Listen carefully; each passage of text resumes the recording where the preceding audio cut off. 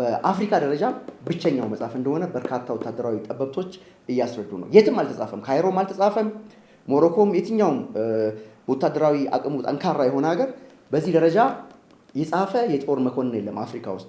የምንጋጭበት ጉዳይ የውስጥ የራሳችን ጉዳይ እንዳልሆነ ራሳችሁ ፈልጉና አግኙት። እኔ ግን አግኝቼዋለሁ አሉ። እኔ እሳቸው ያን ነገር ሲናገሩ ቀጥታ ነው ውስጤ የገባው። ልክ ናቸው። አምባሳደር ባጫ ደበሌ እንደሚታወቀው ከዚህ በፊት በኢትዮጵያ የሀገር መከላከያ ሚኒስቴር ውስጥ በከፍተኛ የኃላፊነት ቦታዎች ያገለገሉ ጀግና፣ ደፋር፣ ቆራጥ፣ የሚፈልጉትን ነገር ፊት ለፊት የሚናገሩ ኩሩ ኢትዮጵያዊ ናቸው። ስለዚህ ይህ መጽሐፍ አይደለም በኢትዮጵያ በአፍሪካ አሁን ላይ እስከ ዛሬ ድረስ ወደር አልባ የሆነ መጽሐፍ ነው። የጸረ ሽምቅ ውጊያ ጥበብ እስካሁን ድረስ ኢትዮጵያ በነበረችበት ውጊያ ኢትዮጵያ እስካሁን ባካሄደችው ውጊያ ለኢትዮጵያ ጥቅም ተብሎ ለሀገራችን ለኢትዮጵያ ጥቅም ለኛ ጥቅም ብለን የተዋጋነው ውጊያ የአድዋን ውጊያ ነው ብለዋል። ባትል ኦፍ አድዋ ብቻ ነው ብለዋል ፊልድ ማርሻል ብርሃኑ ጁላ። እንደዚህ አይነት መጽሐፎች ለኢትዮጵያ ብቻ አይደለም ለሌሎች ለአፍሪካውያን ወንድሞቻችንም ጭምር ማስተማሪያ ይሆናሉ። ምንም ጥያቄ የለውም። ሰላም ጤና ይስጥልኝ ክቡራን የኢትዮጵያ ድምፅ ቤተሰቦች፣ በያላችሁበት ለእናንተና ለጠቅላላው ቤተሰቦቻችሁ የተሟላ ሰላምና ጤና እመኝላችኋለሁ። በላይ መንገሻ ነኝ ከአዲስ አበባ ኢትዮጵያ። አዲስ አበባ ኢትዮጵያ ልማቱም ሰላሙም እንደቀጠለ ነው። ከአዲስ አበባ ባሻገር የክልል ከተሞች፣ የዞን ከተሞች፣ የወረዳ ከተሞች እስከ ገጠር ቀበሌ ድረስ ልማቱ ቀጥሏል። የሰላሙ ሁኔታ በየዕለቱ እየተሻሻለ እየመጣ ነው።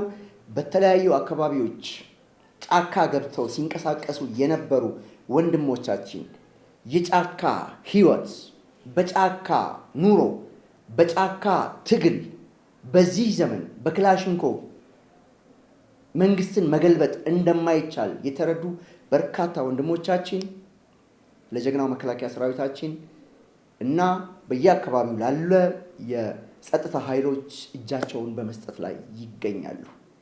4 ነጥብ።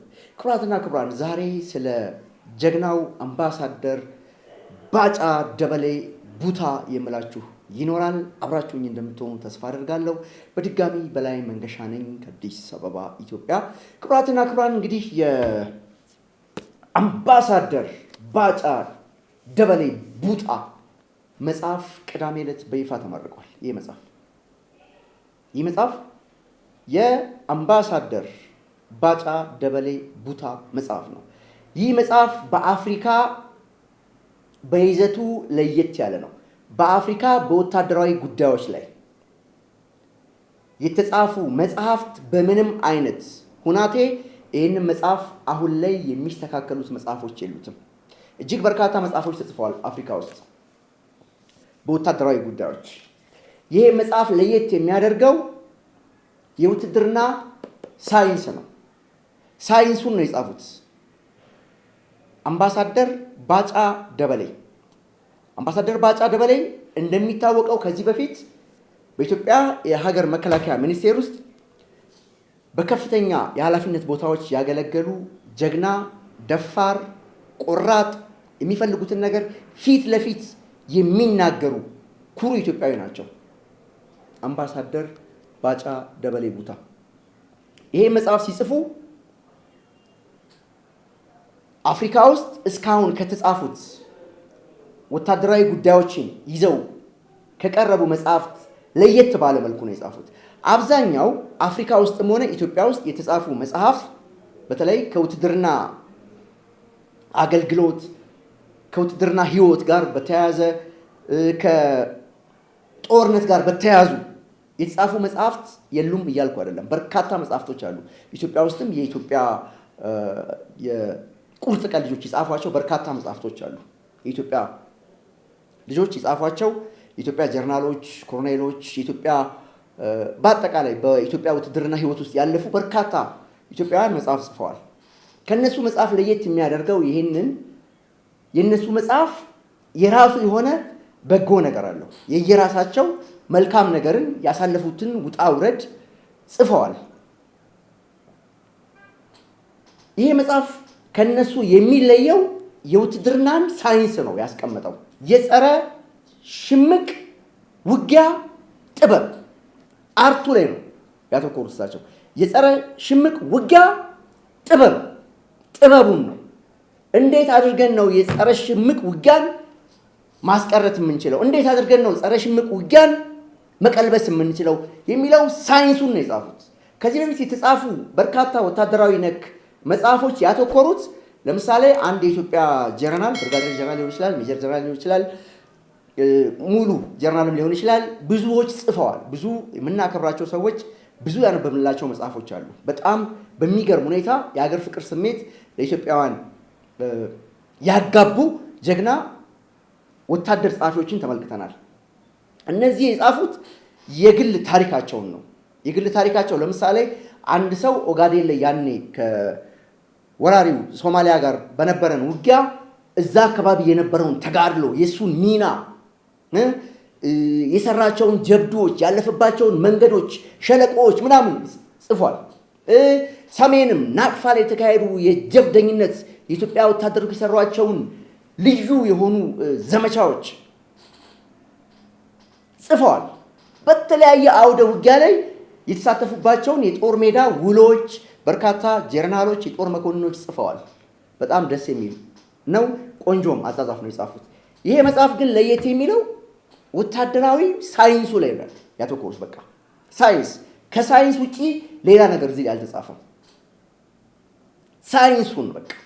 ስለዚህ ይህ መጽሐፍ አይደለም በኢትዮጵያ በአፍሪካ አሁን ላይ እስከ ዛሬ ድረስ ወደር አልባ የሆነ መጽሐፍ ነው። ይሄ የዚህ መጽሐፍ በእንግሊዝኛ እትምም አለው፣ በእንግሊዝኛም ታትሟል። ስለዚህ ይህ መጽሐፍ እጅግ አገልግሎቱ የላቀ ነው። በተለይ የኢትዮጵያ መከላከያ ሰራዊት አሁን ባለበት ሁኔታ አሁን ሪፎርም ተደርጓል። አንዳንድ ቦታዎች እነዚህ የሽምቅ ተዋጊዎች ብቅ እያሉ የሆነ ነገር እያደረጉ እንዳለ ይታወቃል። ስለዚህ እንደዚህ አይነት መጽሐፎች ለኢትዮጵያ ብቻ አይደለም ለሌሎች ለአፍሪካውያን ወንድሞቻችንም ጭምር ማስተማሪያ ይሆናሉ። ምንም ጥያቄ የለውም። እንደውም እነዚህ መጽሐፎች እዛ በምረቃው ስነ ስርዓት ላይ ነበርኩኝ። የመጽሐፍ ሲመረቅ የአምባሳደር ባጫ ደበሌ ቡታ መጽሐፍ ሲመረቅ የምረቃው ስነ ስርዓት ላይ ነበርኩኝ እና በርካታ ተናጋሪዎች ነበሩ።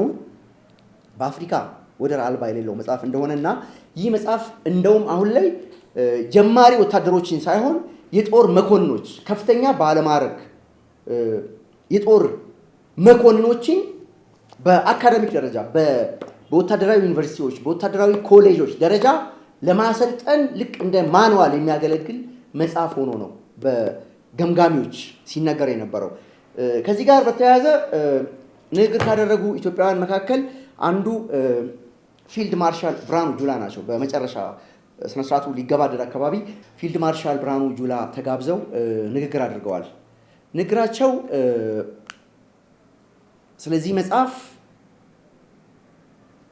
አምባሳደር ባጫ ደበሌ ቡታን አመስግነው ከዛ ባለፈ ግን እኔ ተረዳሁት አሉ። በጣም ገርሞኝ በአትኩሮት ፊልድ ማርሻልን የሰማሁት ነገር ምንድነው ይዛለት በተለይም ለኔ እኔ ራሱ እንደገና እንዲገባኝ የተደረገ ነገር ምንድነው እስካሁን ድረስ ኢትዮጵያ በነበረችበት ውጊያ ኢትዮጵያ እስካሁን ባካሄደችው ውጊያ ለኢትዮጵያ ጥቅም ተብሎ ለሀገራችን ለኢትዮጵያ ጥቅም ለኛ ጥቅም ብለን የተዋጋነው ውጊያ የአድዋን ውጊያ ነው ብለዋል። ባትል ኦፍ አድዋ ብቻ ነው ብለዋል ፊልድ ማርሻል ብርሃኑ ጁላ። ሌሎቹ ጦርነቶች ጠቅላላ የተልኮ ጦርነቶች ናቸው ነው ያሉት። ከግብፅ የኛ ፈረሶችን የኛ በጥባጮች የኛ ዱሪዎችን በመጠቀም ከግብፅ ወይም ሌሎች ኃይሎች ወደ ውስጥ የሚልኩብን ጦርነት ነው እንጂ የኛ የአማራና የኦሮሞና የትግሬና የጉራጌና የሀዲያ የከምባታ የሌላው ብሔር የእርስ በርስ ግጭት አይደለም ብለዋል ፊልድ ማርሻል። እኔ ቆይቻለሁ አሉ ይሄ ነገር ከገባኝ 10-15 ዓመት ገደማ በፊት ገብቶኛል አሉ። አንድም ጦርነት ከአድዋ ጦርነት ውጪ እያንዳንዱ ጦርነት አሉ ፊልድ ማርሻል ብርሃኑ የተልኮ ጦርነት ነው፣ የሌሎች አጀንዳን ነው እኛ ሀገር ላይ የሚፈጸመው ብለው በጣም በቁጭት ነው የተናገሩት። ደጋግሞ ሲናገሩ ነበር። ስለዚህ እውነታቸውን ነው። እኔ በየዕለቱ እንግዲህ እንደዚህ አይነት ታላላቅ ሰዎች ሲናገሩ እንደገና ትመረምራለህ አይደል? ትገመግማለህ ያለውን ነገር። ልክ ናቸው። ፊልድ ማርሻል ያሉት ነገር ልክ ነው። እሳቸው ምንድን ነው ያሉት መሰላችሁ? በጣም ያደነኩባቸው ፓርት ምን መሰላችሁ? የፊልድ ማርሻል ብርሃኑ ጁላን በጣም ያደነኳቸውና በጣም ትኩረት እንድሰጥ ያደረጉኝ ነገር ምንድን ነው? እስኪ ራሳችሁ ጠይቁ። ጠይቁና እኔ ምላችሁን አይደለም፣ ራሳችሁ ጠይቁና ራሳችሁ ተረዱት። የምንጋጭበት ጉዳይ የውስጥ የራሳችን ጉዳይ እንዳልሆነ ራሳችሁ ፈልጉና አግኙት። እኔ ግን አግኝቼዋለሁ አሉ። እኔ እሳቸው ያን ነገር ሲናገሩ ቀጥታ ነው ውስጤ የገባው። ልክ ናቸው። ለምሳሌ እኔና አንድ የትግራይ ልጅ ወይም የሶማሌ ልጅ፣ የአፋር ልጅ ወይም የጋምቤላ፣ የቤኒሻንጉል ወይም የአማራ ልጅ የሚያጣላን ነገር ምን አለ እዚህ ሀገር ላይ? በዚህ ደረጃ ማለት ነው። በዚህ ደረጃ ጫካ ተገብቶ፣ በዚህ ደረጃ ሽምቅ ውጊያ ተገብቶ፣ በዚህ ደረጃ እንደ ወንበዴ ጡል እየተባለ እንደ ሽፍታ እንደ ሌባ የምንኖርበት ምክንያት ምንም የለም። የተሰጠን የቤት ስራ ስለሆነ ነው። ስለዚህ ኢትዮጵያዊ የሆነ ሁሉ የፊልድ ማርሻል ብርሃኑ ጁላ ንግግርን ራስ ፈትሽ ነው ያሉት። ልክ እኔ ይሄንን ተረድቻለሁ፣ ስለዚህ ይሄንን ተቀበሉኝ አላሉ ፊልድ ማርሻል ብርሃኑ ጁላ። በደንብ ነው የሰማኋቸው። ተቀበሉኝ፣ ይሄ ልክ ነኝ፣ እኔ የዚህ ሀገር ማርሻል ነኝ፣ በቃ የመጨረሻው ወታደራዊ ባለማድረግ እኔ ነኝ፣ ተቀበሉ አላሉ። ያሉት ምንድን ነው? የሚመጡብን ጦርነቶች ጠቅላላ የሚመጡብን ግጭቶች ሁሉ ለኢትዮጵያ ጥቅም የሆኑ አይደሉም። አንድ ብቻ ነው የተዋጋ ነው ለኢትዮጵያ ጥቅም አድዋ ላይ። ሌላው ሁሉ የሽፍታና የእንትን ጦርነት ነው፣ የተልእኮ ጦርነት ነው። ስለዚህ ፈትሹና እዩ እስቲ ራሳችሁ ተመራመሩበት በዚህ ጉዳይ ብለው የቤት ስራ ነው የሰጡት።